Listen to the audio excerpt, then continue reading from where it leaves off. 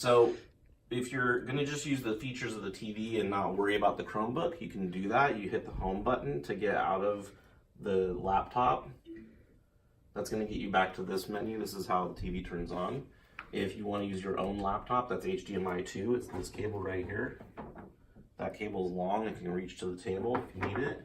So that's on HDMI 2. I'm not going to go there because there's nothing plugged in. But the other features of the TV are all here. So if you don't want to bother going into the Chromebook and you just want to get to, you know, YouTube or Prime or, you know, CBS, most of these little things on the TV are going to ask you to log in with your provider's info. So you guys will have to navigate that. And once it's set, it remembers. So this is, you know, what it looks like, right? Anytime you want to get back to the home, you can hit the home button or you can hit the back button and get back here. There's if you're missing something, let's say we can go here. I hit the back button, so let me go back home really quick.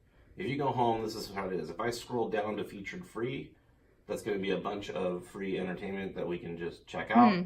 I can go down to streaming channels, which is all the channels. This is the channel store. So this is where we can add all kinds of goodies from Roku.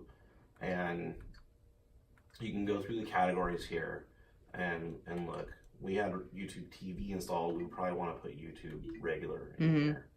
So this is how it looks when you add a channel. If it's a free channel, it just goes in. There's no credit card tied to the account right now. So if you do try and buy something, it's going to say, hey, add a credit card.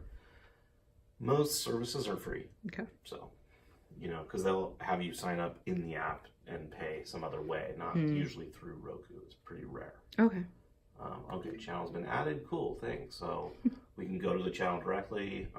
I can go home and see that it's been added, and it usually adds everything at the bottom. So there's another button on the remote that's a star. It's handy because it will let you do things like move.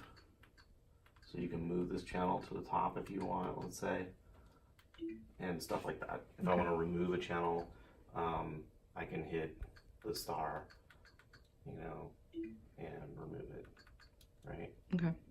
So that's that. I think the YouTube app will ask you also to sign in with a Google account, so it can give you your subscriptions and your favorites and all that business. But you don't have to. I don't think. Yeah, so you can skip it. Okay. So, and then you can, bam, you're into watching Key and Peele. And this might be a better way to watch YouTube or do things because you're not having to go through the Chromebook. So it might perform a little bit better. Like I mentioned, the Chromebook's a little slow. So if you are going to watch YouTube or anything else, it's probably better to go directly to the TV and just cut this guy out as a middleman. So makes sense. Keep that in mind.